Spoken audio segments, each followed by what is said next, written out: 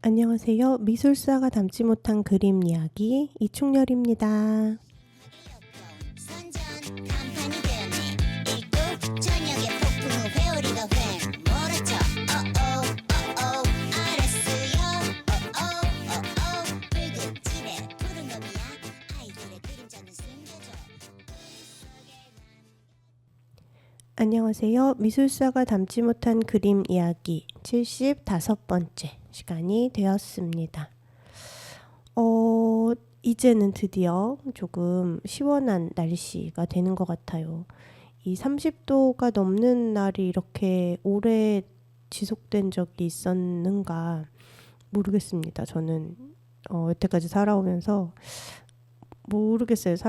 저도 그렇고 이제 보통 지나간 시간은 좀 축소되고 미화되는 경향이 있어서 뭐 기억을 못할 수도 있지만 이번 여름처럼 길고 덥고 힘들었던 때가 없었던 거 아닌가 생각이 들면서 이 날씨들의 불균형으로 이 지역에 따라서 겪는 어려움들도 달랐잖아요. 그리고 특히 서울 수도권 중심의 시스템 때문에 다른 지역에서 정말 고생들 많이 하신 것 같아서 위로의 말씀, 또 죄송하다는 말씀 서울에 사는 사람으로서 드리고 싶다는 생각도 듭니다.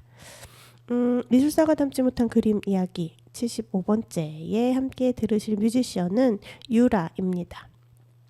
유라는 너무 좋더라고요. 그래서 큰일 났어요. 오늘 선곡을 하면서 들려드리고 싶은 노래가 너무 많아서 어떡하지 하면서 선곡을 했습니다. 그래서 들려드리고 싶은 노래를 다 못 들려드리면 또 다음에 들려드려야 될 것 같다는 생각을 하면서 첫 번째 들려드릴 유라의 곡은 미미입니다. 들려드릴게요. 이마에 미끄러진 먼동의 싹이 뜨거워질 만큼 그대가 떠오르네. 예쁘게 뜨겁게 하네. 헛된 품에서 꿈을 찾는 내가 어린 자국을 더듬어 보는 내가 슬프게 눈물 나게 하네. 착한 마음 나쁜 마음 죄가 되지 않을 만큼만 덜어내. 나쁜 마음 그 나쁜 마음 너의 못된 소문 누구의 목을 물게 되니. 착한 마음 그 나쁜 마음 정나무는 고개 속에 계절을 한 건지. 나쁜 마음 그 나쁜 마음 그 예쁜 손 그 예쁜 눈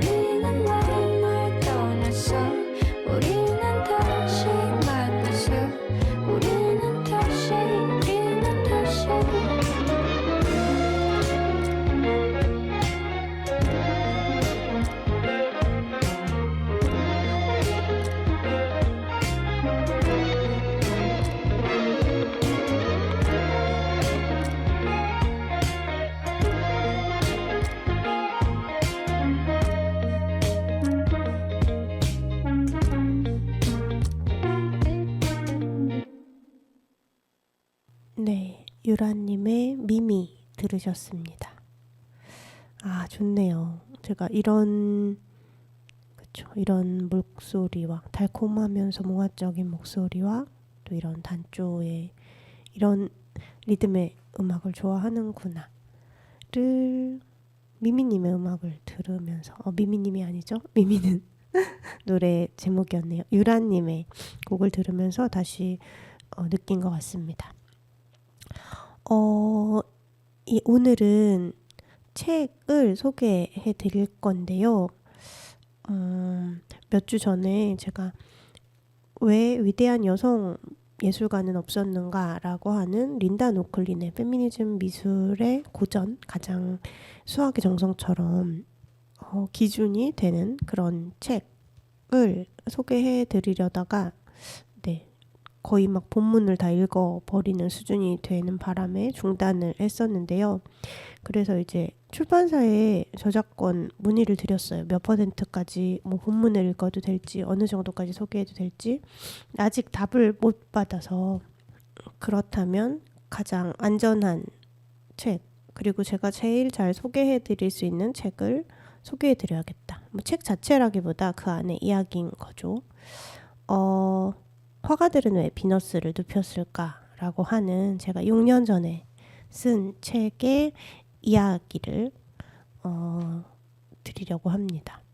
계획으로는 3주에 걸쳐서 하려고 해요. 그런데 사실은 그 3주는 3주 동안 여러분을 만나지만 고백을 드리면 제가 3주 가까이 자리를 비우게 될 것이어서 미리 녹음을 하게 되었습니다. 전시를 하러 부산에 가게 되었거든요. 전시 이야기는 무사히 잘 하고 와서 또 전해드리도록 하고요. 오늘은 화가들은 왜 비너스를 눕혔을까의 구성과 개요와 배경과 이런 것들을 전해드릴 수 있을 것 같습니다. 이충열이셨고요. 한뼘 책방이라고 하는 좋은 책을 만들어주시는 작은 출판사지만 제 책이 이 한뼘 출판사가 한뼘 책방이 시작한 지 얼마 안 됐을 때 초기의 책이긴 한데 그 전에도 이후에도 정말 내실 있는 좋은 책들을 만들어주고 계시는 대표님이 계십니다. 이분 덕에 제가 책이라는 걸 또 제대로 처음 쓸 수 있게 되었고, 그래서 그 경험을 바탕으로 그 이후에도 책을 쓸 수 있게 된 것 같습니다. 이 화가들은 왜 비너스를 눕혔을까에 부제가 있어요. 우리가 여신 칭송을 멈춰야 하는 이유. 여신에는 따옴표가, 작은 따옴표가 붙어 있죠. 원래는 이 부제가 제목의 후보에 있었습니다.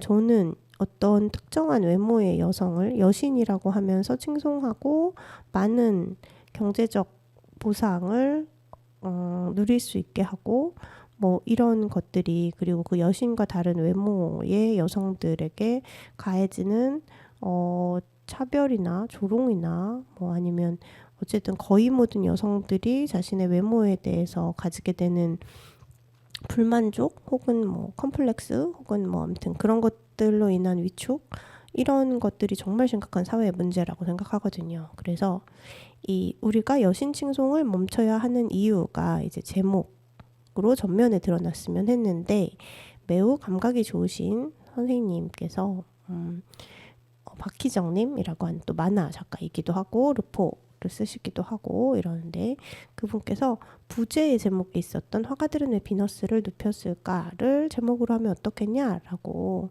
의견을 주셨는데, 요게 좋을 것 같더라고요. 그래서 이렇게 제목이 되었습니다. 책을 넘기면 이제 저자 소개가 있죠. 저는 이제 출판사 대표님께 허락을 받았고 제가 쓴 글이기 때문에 마음껏 인용을 할 수 있게 되었는데요. 저자 소개는 우선 읽어드릴게요. 이충열, 이름만 보고 남자라고 오해받는 일이 자주 있다. 그래서인지 어릴 적부터 성별 고정관념에 대해 의문이 많았다. 미술을 좋아했지만 돈이 많이 든다기에 일찌감치 포기했다가 이과와 문과를 거쳐 20대 후반에 결국 현대미술을 전공하게 됐다. 정상가족 이데올로기, 국가주의, 외모지상주의 등을 주제로 작업을 했다. 최근에는 미술제도 밖에서 전시를 시도하며 여성의 눈으로 본 서양 미술사와 페미니즘 미술 강의, 원근법적 시각에 의존하지 않는 감각 드로잉 워크숍 등으로 밥벌이를 하고 있다. 한때는 여성임을 극복하려고 노력했으나 그 시간들도 결국은 여성 혐오의 역사였음을 알아차리고 계속 반성하고 정진하는 여성주의 현대미술가이다 라고 썼습니다. 그쵸? 제 이름이 이충렬인데 정말 거의 100% 당연히 남성으로 생각을 하시더라고요. 그래서 제가 대중 강의를 시작했던 게 딱 10년 전인데 이제 강의를 하러 가면 제가 이제 뭐 조교나 그런 사람인 줄 알고 선생님 언제 오세요? 이렇게 또 담당자가 이야기를 하시는 거예요. 그쵸? 제 이름에서 풍기는 그 느낌, 상상되는 모습이 한 50대 정도의 남성인 것 같더라고요. 저는 이제 그때는 또 젊었으니까 30대였고 그리고 여성으로 식별되는 사람이 오니까 많이들 당황했던 기억이 있습니다. 어렸을 때도 이제 친구가 저희 집에 살 때 충렬인에서 자고 갈게 이러면 이제 난리가 나는 또 재밌는 것들도 있었죠. 맞아요. 이거 6년 전에 쓴 소개인데 이후로 많이 소개가 달라졌지만 첫 문장을 잘 쓴 것 같은 게 이제 제 책이 맨 처음에 나왔을 때 조금 그래도 화제가 됐었어요. 그래서 지금은 X인 트위터에서 제가 책 안에 충렬 테스트라고 하는 것을 넣었는데 뭐 남자가 한남이 또 한남했다 뭐 이러면서 무슨 남자가 자기 이름으로 테스트를 만드냐 막 이렇게 잘 모르시는 상태에서 이제 비난을 하시는 글이 있었고 그게 엄청 많이 리트윗이 됐었던. 그런데 나중에 누군가가 이제 이 저자 소개를 보고 남자 아니래요 뭐 이렇게 했었던 또 해프닝도 있었습니다. 이 책은 192쪽으로 되어 있어요. 페이지 수는 190쪽까지 써 있지만 192쪽이죠. 책을 처음 만들면서 알았습니다. 이게 4회 배수로 돼야 이게 되는구나. 이렇게 다 종이를 재단을 하니까요. 8회 배수인가요? 뭐 아무튼 그런 것 같아요. 이제 들어가며 그러니까 책의 우선 구성을 설명드리면 이렇습니다. 들어가며가 있고요. 그리고 9번까지로 나뉘었습니다. 그리고 나오며가 있어요.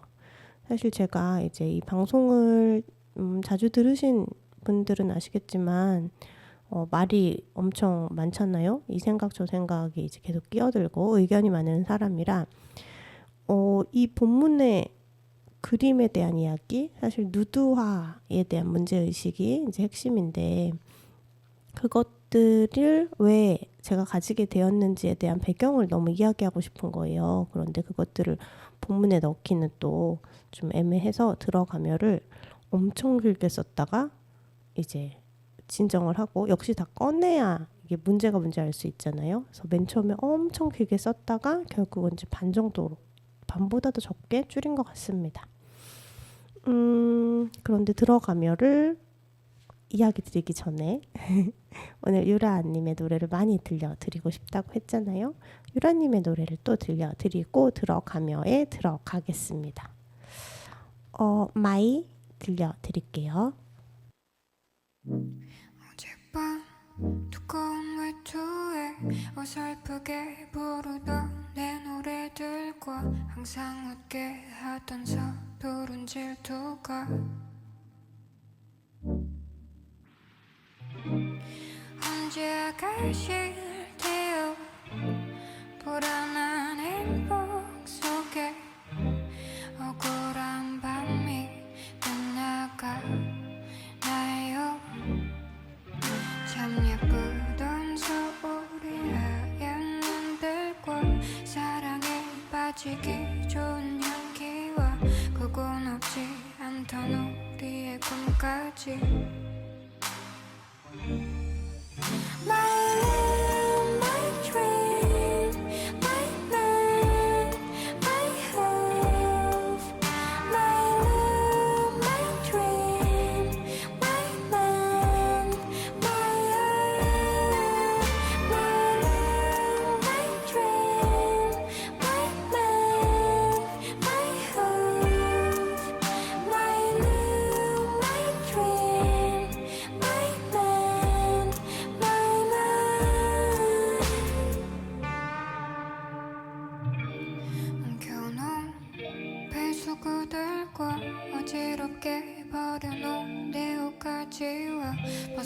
가기 싫은 따뜻한 우리 집도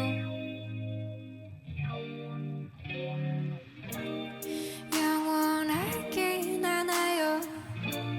불안한 행복 속에 기억을 어루만지며 사네. 참 예쁘던 우리의 어린 날들과 잊혀져가던 나의 고향과 그곳 없지 않던 우리의 꿈까지. My love, my dream, my man, my hope. My love, my dream, my man, my hope.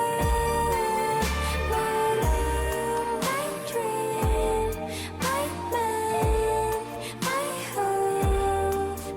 My love, my dream, my man, my love.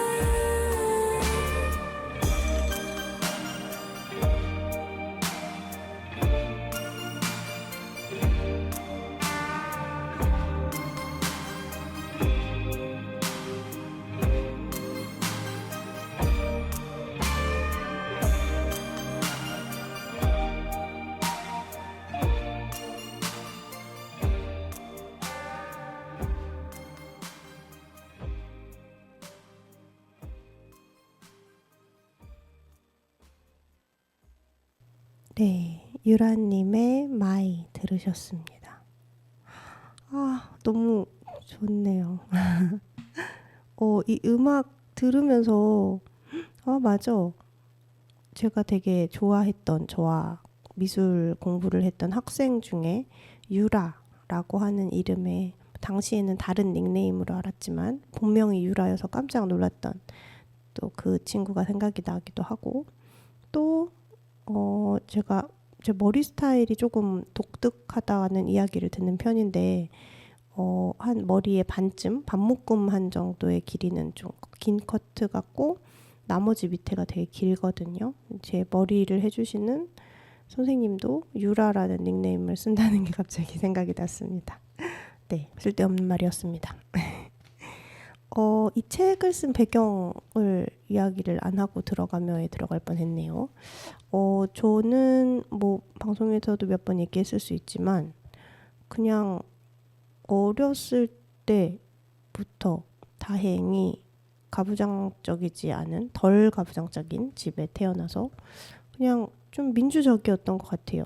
그땐 텔레비전이 한 대였는데 다수결로 이제 채널을 정하는, 아빠가 보고 싶은 걸 보지 않는 그런 상황이었고, 또 아빠가 뭐 교육을 많이 받으신 분이 아니었는데 그냥 기질적으로, 또는 뭐 그 이후에 다양한 뭐 경험을 하면서 되게 유연한 분이어서 어디 여자애가 뭐 이런 말을 전혀 하지 않는, 우리 딸들 똑똑해서 막 자랑하는 그런 분이었습니다. 되게 유연하고 관대했어요. 그래서 이 민주주의를 집안에서 그냥 당연하게 경험했기 때문에 이제 부당한 거에 목소리를 내는 그런 아이였는데, 그래서 저의 기억으로 최초로 선생님한테 손을 들고 문제 제기를 했던 게 5학년 때였던 뭐 그런 성장 과정을 가지다 보니까, 이제 여성이라고 차별하거나 뭐 아니면 여성에 대해서 가지고 있는 어떤 고정관념과 편견 뭐 이런 것들이 너무 문제적이라고 느껴지는 거죠. 그래서 그런 것들에 대해 문제 제기하고 논쟁하고 뭐 이러면서 컸는데, 어느 날 이제 중학교 3학년 때쯤에 교회 오빠가, 그 오빠는 대학생이었는데 그 당시에는 좀 여성학 수업이 교양 수업으로, 그리고 좀 당연한 정말 교양으로서 많이 듣는 시대였어서, 그 오빠가 여성학 수업을 듣고 와가지고는 저보고 충렬아 너 페미니스트구나 이렇게 이야기를 해서, 이제 페미니즘이라는 말을, 페미니스트라는 말을 처음 들었던 그런 배경을 갖고 있습니다.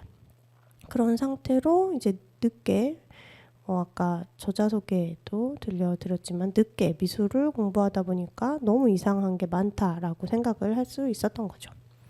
그래서 제가 아무튼 졸업하고 나서 또 현대미술사를 좀 스터디를 오래 하고, 또 페미니즘 미술사도 열심히 공부하고 하면서 아, 나만 알기 아깝다 해가지고 수업을 막 스스로 열고 그러다 초대를 받고 막 그렇게 활동을 하다 보니까 이제 저와 같은 목소리를 내는 저처럼 이렇게 뭐 미술사나 그림을 읽는 사람이 많지 않았어서 그때는 이제 책으로 강의를 직접 못 들으면 제 이야기를 제가 하는 이야기, 해석 뭐 이런 거를 못 들으니까 책을 많이 써달라고 하셨었는데 저는 엉덩이를 붙이고 가만히 앉아서 하는 걸 잘 못하는 성격이라서 생각도 못하고 있다가 이 한뼘 책밤 대표님께서 이제 본격적으로 추진을 해주셔서 엄청나게 도와주셔가지고 책을 쓸 수 있게 되었습니다.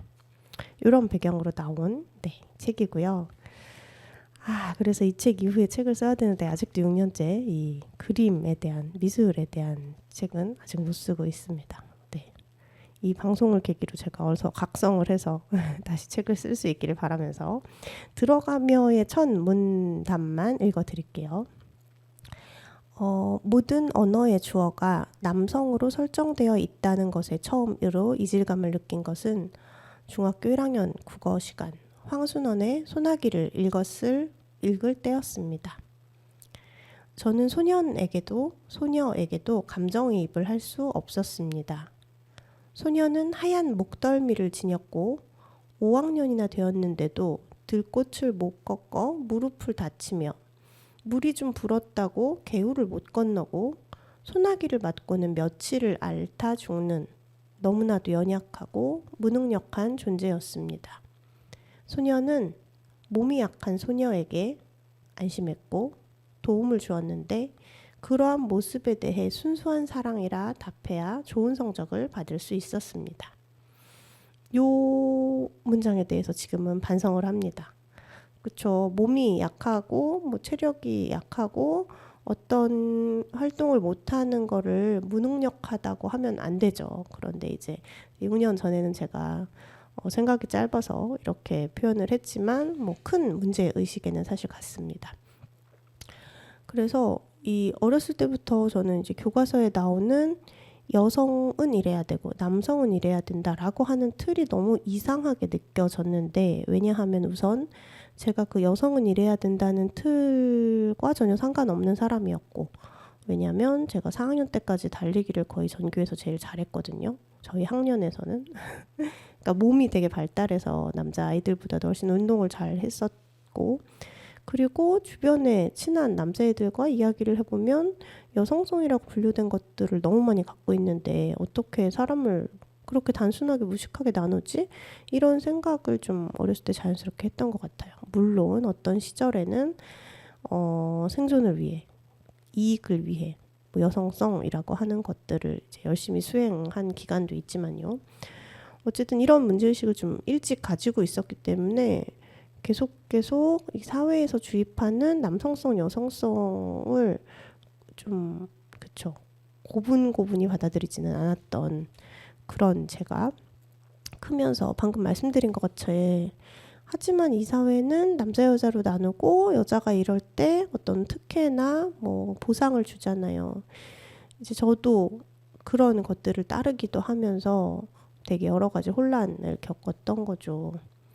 그리고 뒤늦게 미술사를 공부해 보니까 제가 의문을 제기했던 것들이 또 설득이 되는 거예요. 미술사에서 이상하다고 생각하는 거, 그림에서 이상하다고 생각하는 걸 제가 이야기를 하면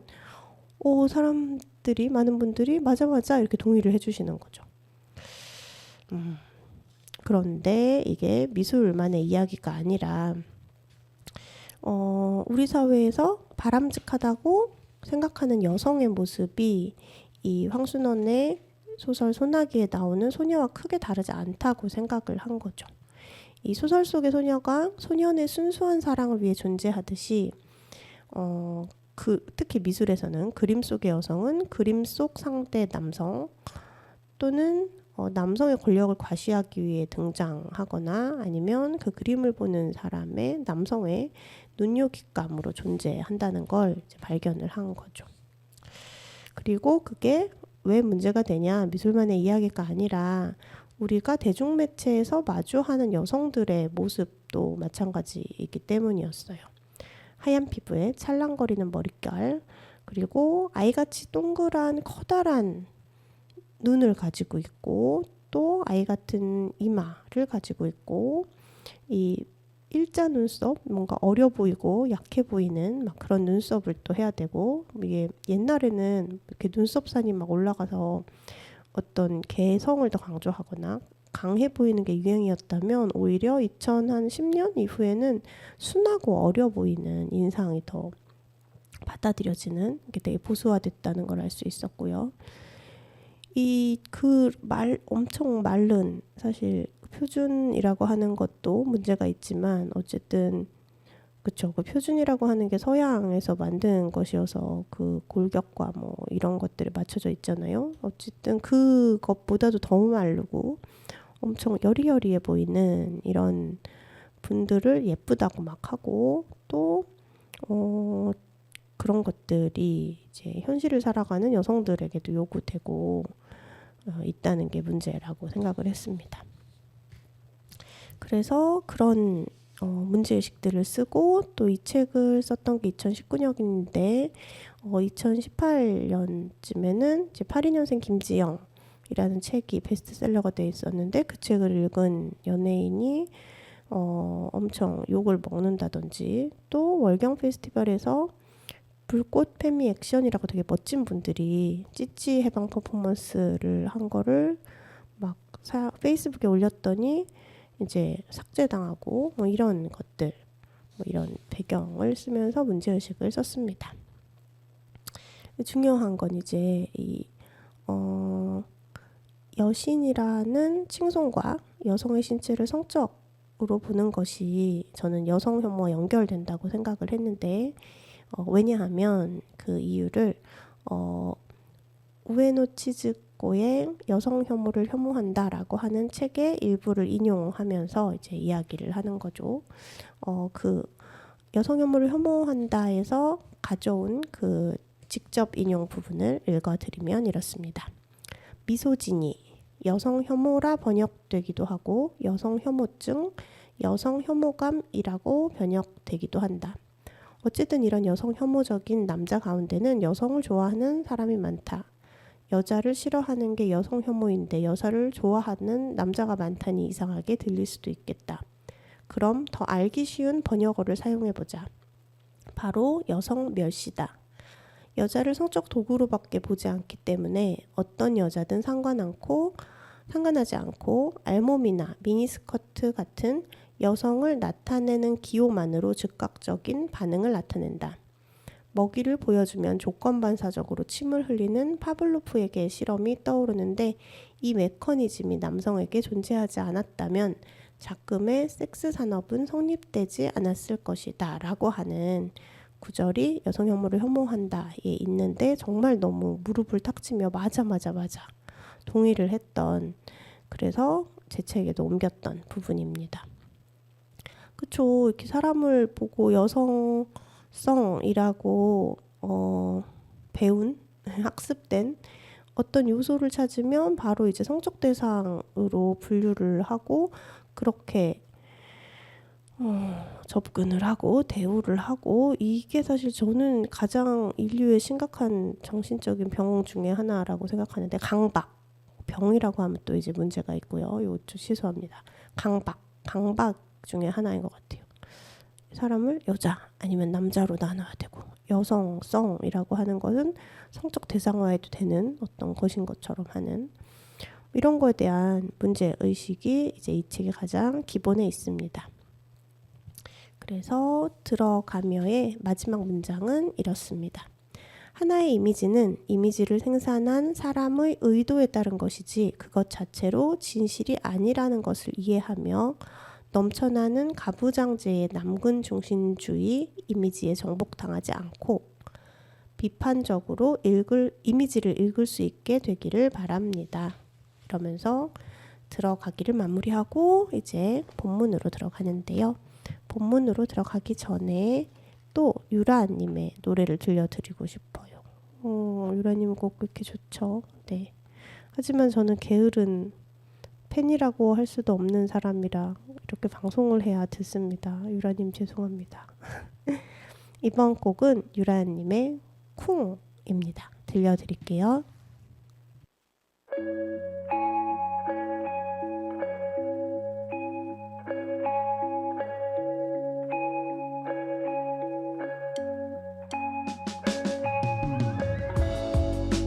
빨간색의 불빛 나를 비춰줘요.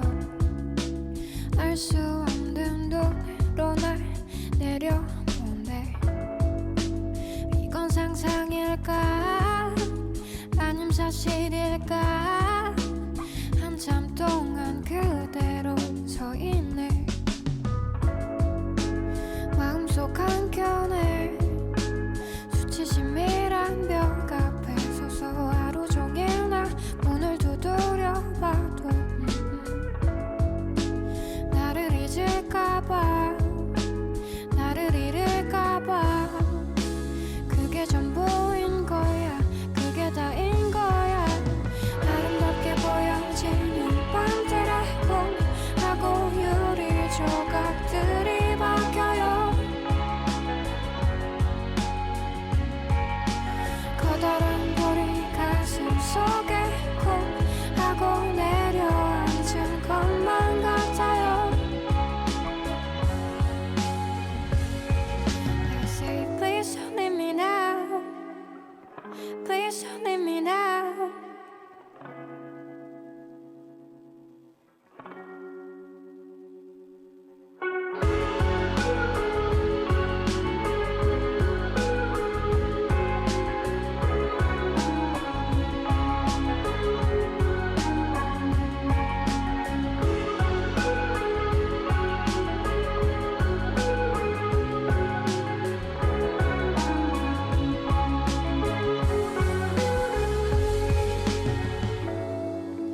하얀 비가 와요. 조금만 내려주면 싶은데 온몸이 아파. 너무 세게 내려서 그래. 나를 잊었냐고 나를 지웠냐고. 그게 전부인 거야 그게 다인 거야. 아름답게 보여지는 밤들의 꿈하고 유리 조각들이 바뀌어요. 커다란 돌이 가슴 속에 쿵 하고 내려앉은 것만 같아요.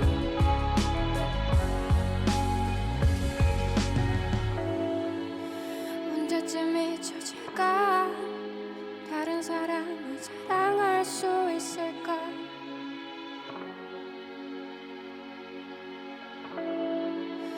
눈을 감았어요. 상처를 꺼내요. 사람들이 나를 비우는 것 같죠. 네, 유라님의 쿵 들으셨습니다. 네, 아니야. 음악에 빠져들지 않고 얼른 다시 책으로 올게요. 본문이 9번까지로 나누었는데요. 먼저 그래도 9번까지 어떤 것들이 있는지 목차를 읽어드리면 그렇습니다. 1번이 진단 테스트예요. 테스트를 합니다. 독자들에게 질문을 하는 거죠. 근데 뭐 정답이 딱히 나와 있지는 않습니다. 어쨌든 질문 자체로 자극을 많이 받으셨다고 하셔서 맞아. 왜 난 이런 생각 못했지? 이건 왜 그러지? 뭐 이런 생각을 하게 되셨다는 이야기를 들어서 너무 다행이었는데요.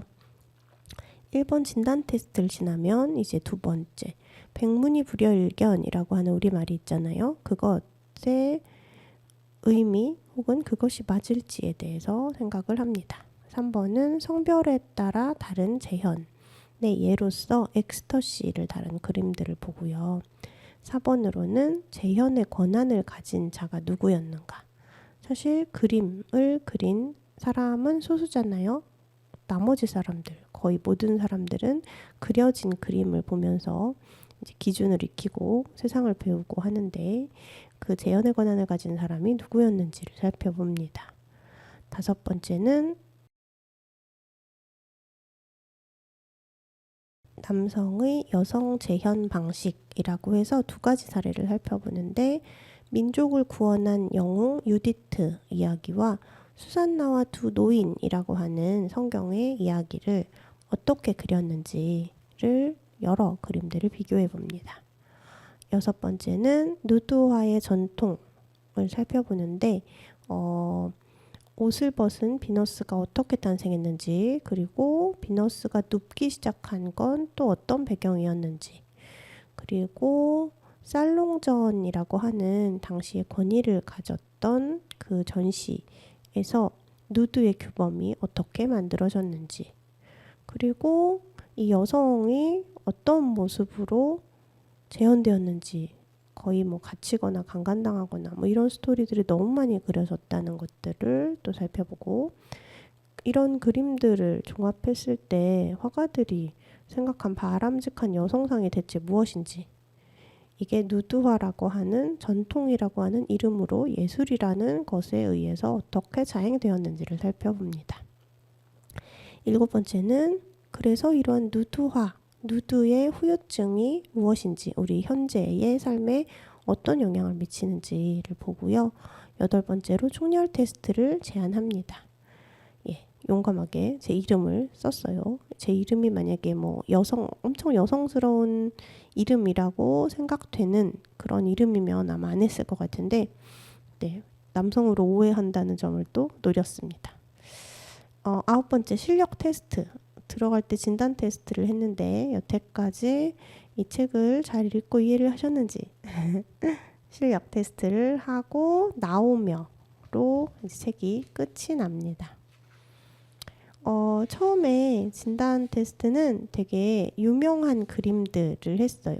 그래서 맨 처음에는 이 르네상스 3대 천재, 사실 이런 식으로 공식처럼 화가들이나 뭐 작곡가들을 외우도록 하는 교육 방식이 이제 일본의 교육 방식의 특징인데, 그래서 음악의 어머니, 음악의 아버지 뭐 이런 식 있잖아요. 르네상스 3대 천재 뭐 그러면은 레오나르도 다빈치, 미켈란젤로, 라파엘로 뭐 이렇게 외워서 시험을 봤는데, 다행히도 요즘은 그렇게 시험을 안 본다고 합니다. 얼마나 다행인지 몰라요. 어쨌든 이 3대 천재 중에 하나인 미켈란젤로가 시스티나 성당 천장에 그린 이 천지창조 시리즈가 있죠. 시리즈 뭐 그 전체가 이제 하나의 작품인데 한 40m 걸쳐서 있습니다. 거기에서 가장 유명한 부분이 천지창조에서 아담의 창조이죠. 이 하나님이 오른쪽에 천사들이 이렇게 막 둘러싸여가지고 붕 떠 있고, 그리고 왼쪽에는 언덕에 이제 몸이 엄청 좋은 아담이 이렇게 둘이 손끝으로 이렇게 달랑말랑 해가지고 영혼을 직접 불어 넣었다는 걸 표현한 이 작품인데요. 여기서 진단 테스트는 이런 질문을 합니다. 여기서 그려진 하나님의 성별, 그리고 피부색, 연령대가 어떤가요? 라고 물어요. 그러면 백인, 노년, 남성이죠. 그런데 두 번째 질문에서 바로 답을 하면서 또 다른 질문을 합니다. 성경에 하나님이 백인, 노년, 남성으로 정의되거나 묘사된 부분이 있나요? 없습니다. 저는 이제 할머니부터 독실한 기독교 신자였고, 어렸을 때 성경 읽는 거 되게 좋아해가지고 진짜로 일독을 했고, 신기하게 신약은 쓰기까지 했어요. 제가 공부를 그렇게 했으면 하버드를 가지 않았을까 생각을 하는데 없습니다. 뭐 아버지 이렇게 하니까 남성으로 생각하지만 이 신을 지칭하는 말이 이제 특히 번역된 한국어가 아니라 뭐 라틴어, 히브리어, 헬라어, 그리스어 뭐 이런 거잖아요. 그래서 여성형으로도 돼 있고 남성형으로도 돼 있고 복수형으로도 돼 있습니다. 그런데 우리는 이 그림에 의해서 하나님을 백인, 노년, 남성으로 느끼게 되는 거죠. 각인이 되는 거죠.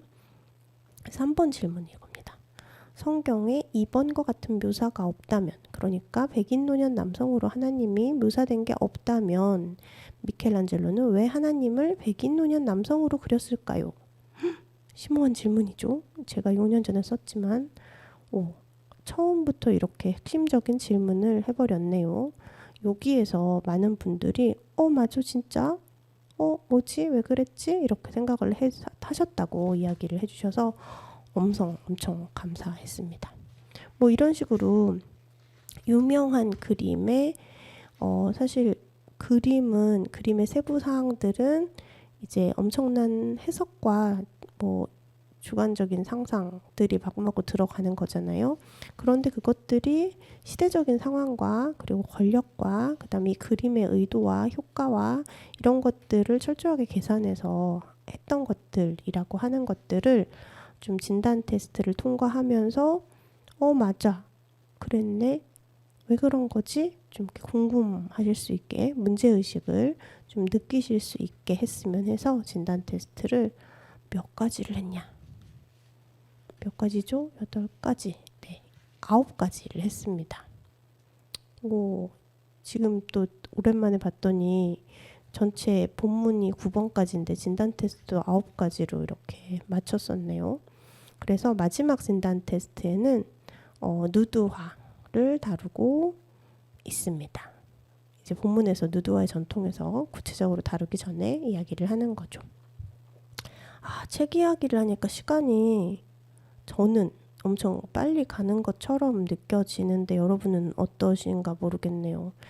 요즘 맞아요. 이 책이 제 책이 거의 절판이 된다고 합니다. 이제 몇 권이 남았는데 1세 이후에 대표님이 찍지 않으신다고 하셔서 네, 제가 2,000부를 찍었는데 한 뭐 몇십 권 안 남았다고 해요.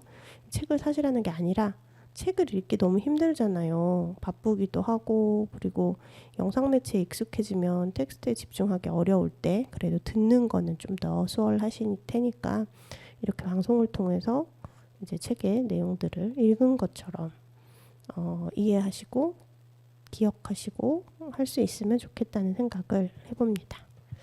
유라의 곡을 또 들려드리고 첫 번째 시간 마무리를 해야 될 것 같아요. 이번에 들려드릴 곡은 무은 듯한 얼굴이 너의 모티프 들려드리겠습니다. My jealousy toward the sky. 우린 오로라야. Now is the time. 낭만은 흐름이 되어 저 달들이 둥둥 실려가네. Now is the time. 넌 저 별에 노출돼 뭔가를 노려볼 때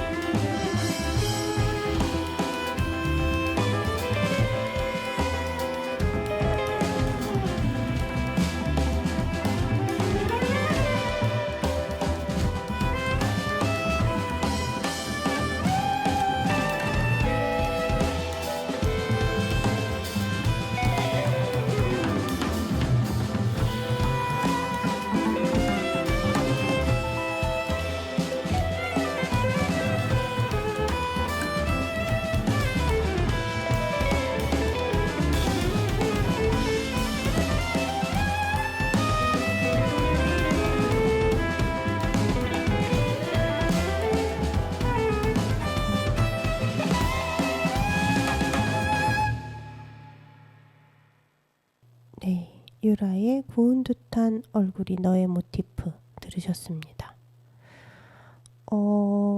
방송 시작할 때도 말씀드렸다시피 제가 아마도 이 방송을 여러분이 들으실 때는 제가 부산에 도착해서 첫날 밤을 보내고 있을 때일 거예요. 첫날 밤이라고 하니까 이상하네요. 네. 우리가 쓰는 일상에 사용하는 말들에도 너무 많은 어떤 성적인 함의가 박혀 있어서 분리해내는 게 어려운 것 같습니다.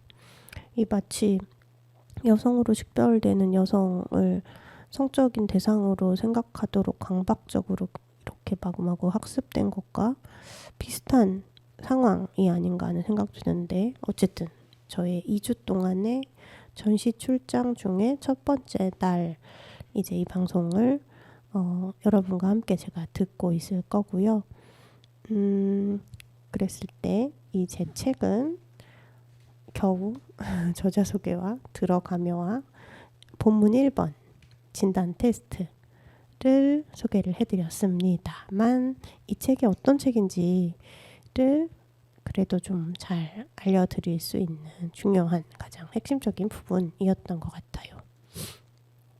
라고 하고 마무리를 지으려니 요 3주 동안 소개하기로 했는데 너무 조금인 것 같아서 이 2번은 되게 짧기 때문에 2번까지를 포함해야 되겠네요.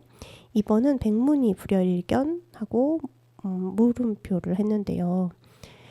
이미지는 생산자의 의도가 담긴 기록물이죠. 하지만 우리는 사실 식민지 교육을 받았다고 해도 될 정도로 무엇이든 권위를 인정받은 것, 권력이 기준을 만든 것은 다 받아들이도록 배웠잖아요. 훈련을 받았죠. 그런 상태에서는 본다고 뭘 알기가 어렵다는 거죠. 그 이야기를 저의 이야기로 했습니다. 시작하는 처음 두 문단은 읽어드릴게요. 이 전설의 고향이라는 드라마가 있었습니다. 제가 어렸을 적에 엄청나게 인기를 끌었는데 주로 귀신 이야기였어요. 저는 이불을 뒤집어 쓰고는 눈만 살짝 내밀고 보다가 무서운 장면이 나올 것 같으면 이불로 눈을 가리고 비명을 질러대곤 했어요. 부모님은 그런 저를 사랑스럽게 바라보셨지만 가끔은 냉정하게 설명해 주셨죠. 사실은 아빠입니다. 저건 진짜로 밤이 아니라 조명을 꺼서 깜깜하게 만든 거야. 저건 피가 아니고 물감이야. 저 사람은 귀신이 아니고 분장을 한 거야. 저 사람은 죽는 신용만 하는 거지 진짜로 죽진 않았단다. 어린이가 상상의 나래를 펼치는데 찬물을 끼얹는 말 같지만 제 상상력에는 별 지장을 주지 않았던 것 같아요. 저는 제가 보는 것들이 연출된 것임을 일찍부터 알게 되었고 무언가를 보이는 대로 믿기보다는 그것들이 어떻게 만들어졌을까 상상하게 되었으니까요. 이미지는 그 자체로 사실이 아니라 그걸 만든 사람이 어떻게 보여주고 싶은가가 반영된 것임을 조금 일찍 알았던 것이죠. 맞아요. 이런 부분에 다시 한번 부모님께 감사를 드립니다. 그러면서 이제 곰브리치 서양미술사에 대해서 딴지를 걸어요. 왜냐하면 곰브리치 서양미술사는 아직도 수학의 정석처럼 미대에서 교재로 읽히지만 이 1994년에 16판을 낼 때까지는 여성미술가를 한 명도 다루지 않았거든요. 그때도 케테콜비츠라고 하는 정말 중요하고 말 그대로 위대한 거 저 좋아하지 않지만 또 위대함이라는 게 있기도 하니까 단어가 있으면 그것의 뜻이라는 게 있잖아요. 그 위대함이라고 하는 정의를 그대로 잘 실현했다고 해야 되나? 어쨌든 위대한 예술가인 케테콜비츠가 이제 그때 처음 언급되는데 이 케테콜비츠의 위대함을 인정한다기보다 독일의 표현주의 미술가를 설명하기 위해서 그 두 사람이 케테콜비츠의 영향을 받았기 때문에 언급을 안 할 수가 없어서 억지로 넣은 그런 정도입니다. 그래서 제가 이제 쓴 문장은 매우 위험하고 권위를 가진 사람들이 안 좋아할 문장인데요. 이해관계에 따라 입장과 관점을 정한 후 특정한 이미지만을 사람들에게 공급하는 것은 곰브리치처럼 권위를 가진 학자들만이 아닙니다. 자본주의 사회 미디어도 그것을 닮았는데 특히 분쟁을 다루는 프로그램은 미디어가 누구의 입장에 서 있는지를 잘 보여줍니다. 그랬을 때 우리는 강대국의 편에 선 카메라에 의한 어떤 장면을 보는 거죠. 그래서 가자지구에서 그렇게 많은 사람들이 희생을 당하고 있는데도 테러리스트, IS 뭐 이런 것들에만 문제의식을 막 가지게 되는 거잖아요. 그래서 무엇을 보여줄 것인가는 무엇을 사실로 만들 것인가와 긴밀하게 연결되어 있고 있다는 것을 이제 이 여기장에서 얘기합니다. 제가 이제 영향을 가장 많이 받은, 도움을 많이 받은 책이 존 버거가 쓴 다른 방식으로 보기라고 하는 책인데요. 거기에서 또 문장을 옮겨오기도 했어요. 하나의 이미지라는 것은 재창조되거나 재생산된 시각이다. 모든 이미지는 하나의 보는 방식을 구현하고 있다. 한 이미지는 X라는 사람이 Y라는 대상을 어떻게 보았는지에 대한 기록이 된다. 이미지 외에 어떤 과거의 유물이나 문서도 다른 시대의 사람들이 살았던 세계에 대해 직접적으로 증언해주지는 않는다. 이런 점에서 이미지는 문학보다 더 정확하고 풍부하다라고 하는 글을 옮겨왔습니다. 우리가 받았던 교육에서는 그렇죠. 교과서에 나온 정답을 잘 기억해서 문제가 나오면 이제 그것을 잘 써야지 훌륭하고 똑똑하고 능력 있는 사람이 되잖아요. 그러니까 우리는 권력자들이 우리에게 제시한 것을 잘 받아들이고 고지고대로 믿도록 훈련을 받고 그랬을 때 그런 사람들이 또 권력을 잡고 반복 재생산되고 있다는 것에 대해서 따로 뭐 페이지는 많지 않지만 중요한 내용이어서 장을 따로 분리해서 넣었던 내용까지 소개를 해드리고 하가들은의 비너스를 눕혔을까의 1편 첫 번째 방송은 여기서 이제 마무리를 해야 되겠네요. 이 방송은 방송통신위원회 방송통신발전기금의 지원사업을 통해 제작되었다는 것을 밝혀드리고 한 주 동안 잘 지내다가 다음 주에 또 만나기를 바라겠습니다. 마지막 곡은 유라의 곡이 너무 많이 잘리어서 슬프지만 그래도 그러면 많이 알려진 곡으로 들려드릴게요. 수영해 들으시면서 인사 나누겠습니다. 다음 주에 만나요. 안녕.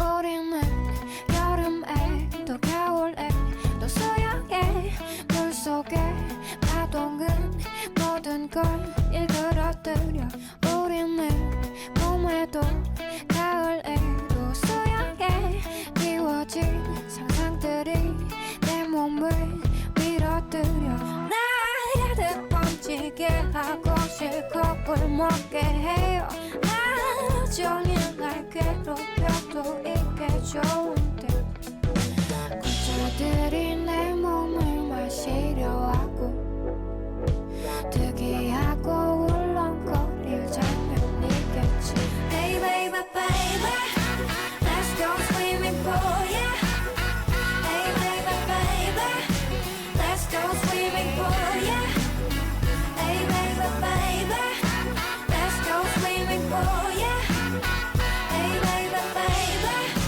Let's go swimming pool yeah